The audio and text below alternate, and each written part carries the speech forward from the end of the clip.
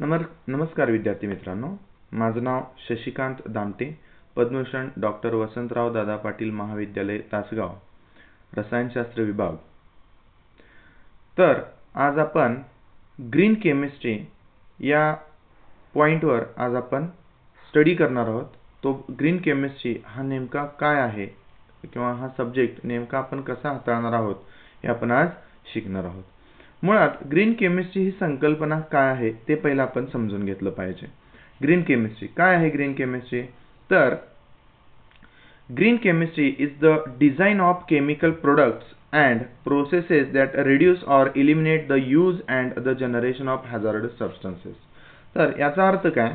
तर ग्रीन केमिस्ट्रीमध्ये आपण अशा केमिकल प्रोडक्ट्स आणि प्रोसेसेस अवलंबणार आहोत की ज्याच्या माध्यमातून हॅझार्डस म्हणजे जे पदार्थ विषारी तसेच धोकादायक आहेत आणि त्याचा पर्यावरणाला धोका आहे अशा पदार्थांचा उपयोग आणि ते आता वापरात आहेत ते असे पदार्थ आम्ही पर्यावरणाला पूरक ठरतील असे पदार्थ तयार कसे करणे आणि त्याचबरोबर हॅझार्डस पदार्थ म्हणजे विषारी किंवा नको असलेले पदार्थ की जे पृथ्वीच्या पर्यावरणास मारक ठरत आहेत अशा पदार्थांना आपण आपल्या दैनंदिन जीवनातून कसं बाजूला करायचं हे आपण शिकणार आहे। तर याच्यासाठी पॉल टी अनास्टास यांनी ग्रीन केमिस्ट्रीच्या माध्यमातून 12 तत्व म्हणजे 12 प्रिन्सिपल सांगितलेले आहेत की ज्याच्या वापरातून किंवा ज्याच्या अवलंबनातून आपण हे सगळं साध्य करू शकतोय। तर पॉल टी अनास्टास हे काय म्हणतात किंवा त्यांच्या माध्यमातून ही 12 प्रिन्सिपल आपण शिकणार आहे। तर ही नेमकी 12 प्रिन्सिपल काय आहे ते तुमच्या स्क्रीनवर दिसत आहे। जसं की त्यातलं पहिलं आहे प्रिव्हेन्शन, दुसरा आहे ॲटम इकॉनॉमी, तिसरा आहे लेस हॅझार्डस केमिकल सिंथेसिस, चौथा आहे डिझायनिंग सेफर केमिकल्स, पाचवा आहे सेफर सॉल्व्हंट अँड ऑक्झिलरीज, सहावा डिझाइन फॉर एनर्जी इफिशियन्सी, सातवा आहे यूज ऑफ रिन्युएबल फीडस्टॉक, आठवा आहे रिड्यूस डेरिव्हेटिव्स, नववा कॅटॅलिसिस, दहावा design for degradation, 11 real time analysis for pollution prevention आणि 12वा जे आहे inherently safer chemistry for accident prevention. मुळात आता हे 12 प्रिन्सिपल नेमकं करतात काय किंवा ह्यांचा हेतू काय आहे किंवा ह्यांच्या वापरातून किंवा ह्यांच्या अभ्यासातून आपण मिळवणार काय आहोत। तर जी काय आज पृथ्वीची हानी झालेली आहे ती कशाच्या माध्यमातून झाली? तर ह्या वेगवेगळ्या रसायनांच्या माध्यमातून झालेली आहे।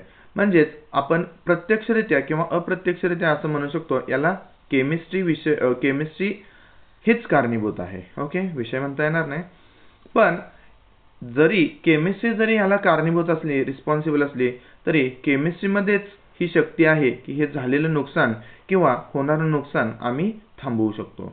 तर याच्यासाठी आपल्याला काही गोष्टी अवलंबल्या पाहिजेत।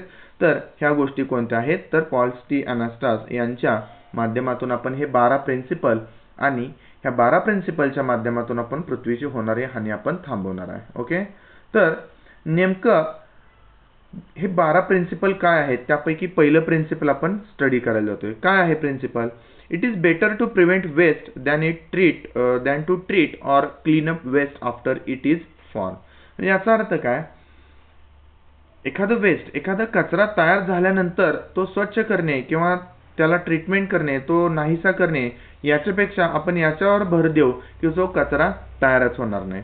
मग याच्यासाठी आपण काय करायचं आहे? अशा पद्धती अवलंबायच्या आहेत की ज्याच्यातून मुळात कचरा तयारच होणार नाही आणि जरी झालाच तर तो कचरा आपण योग्य त्या पद्धतीनं वापरून त्याला नष्ट करू शकू। नष्ट करणे याचा अर्थ जाळून टाकणे किंवा इतरत्र फेकणे असा होत नाही, तर तयार झालेला जो कचरा आहे तो योग्य रीतीने त्याची विल्हेवाट लावणे असा होतोय। तर जसं की बघा, साखर कारखान्यामध्ये तयार होणारी जी राख असते, साखर कारखान्यामध्ये बॉयलरमधून बाहेर पडणारी जी राख आहे ती आपण वीटभट्टी कारखान्यासाठी आपण एक कच्चा माल म्हणून आपण ती यूज करू शकतो, वापरू शकतो। तसं बऱ्याच ठिकाणी असे हे वेगवेगळे पदार्थ जे बाहेर पडतात आपण त्यांचा एक चांगल्या पद्धतीने उपयोग केला तर तयार होणारा जो कचरा म्हणजेच वेस्ट आहे त्याला आपण थांबवू शकतो। दुसरं प्रिन्सिपल असं आहे की ज्याचं नाव आहे synthetic method should be designed to maximise incorporate of all the materials used in the product. म्हणजे काय? तर आपण दुसरं प्रिन्सिपल बघतोय त्याच्यामध्ये काय सांगितलेलं आहे, तर त्याच्यामध्ये असं सांगतोय पॉल टी अनास्टास यांना असं म्हणायचं आहे, तुम्ही जे सिंथेसिस करताय त्याच्यामध्ये जास्तीत जास्त उत्पादन मिळेल, म्हणजे याचाच अर्थ काय, वेस्ट जो आहे तो कमीत कमी कसा तयार होईल ते आपण पाहणार आहोत. म्हणजेच जी रासायनिक प्रक्रिया किंवा जो काही आपण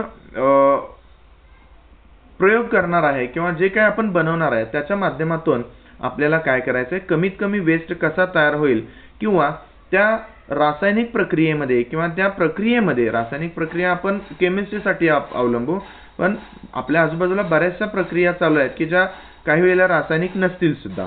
ओके, तर त्या प्रक्रिया आपण कमीत कमी वेस्ट म्हणजेच कचरा न तयार होता कशा बनवू शकू किंवा त्या प्रक्रिया आपण कशा अवलंबू की ज्याच्यामध्ये कमीत कमी कचरा तयार होईल हे आपल्याला पाहायचं आहे. ओके, तर हे झालं दुसरं प्रिन्सिपल.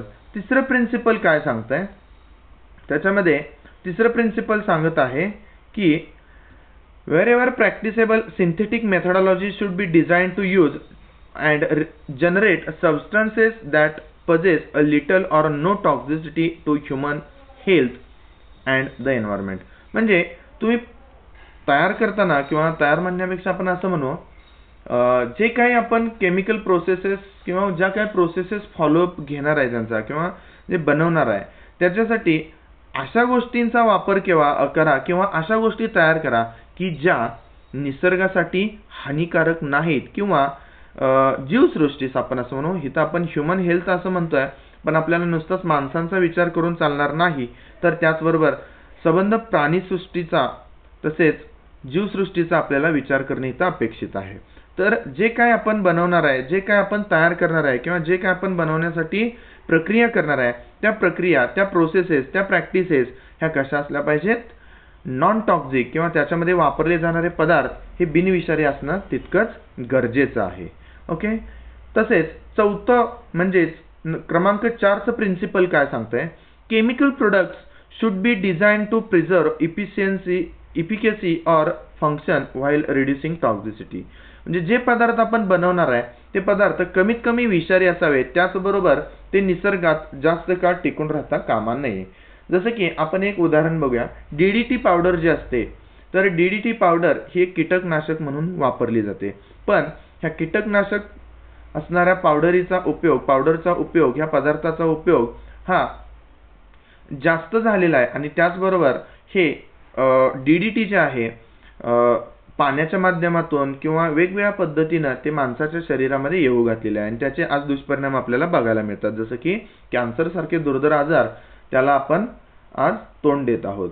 तर असे पदार्थ आपल्याला बनवायचे आहेत की जे निसर्गाच्या सानिध्यात आल्यानंतर किंवा त्याचा वापर झाल्यानंतर निसर्गामध्ये ते नष्ट होतील.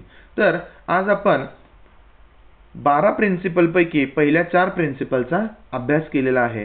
पुढील पाठामध्ये किंवा पुढील पाठामध्ये म्हणण्यापेक्षा पुढील लेक्चरमध्ये, पुढील अध्यापनाच्या वेळी आपण उर्वरित 8 प्रिन्सिपल्स किंवा 8 जी तत्व आहेत त्यांचा आपण स्टडी करणार आहोत. धन्यवाद.